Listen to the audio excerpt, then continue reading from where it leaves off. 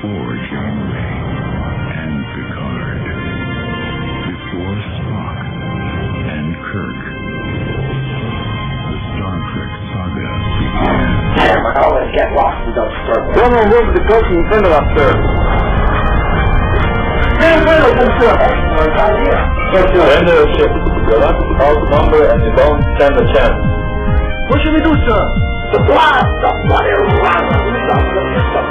Yes!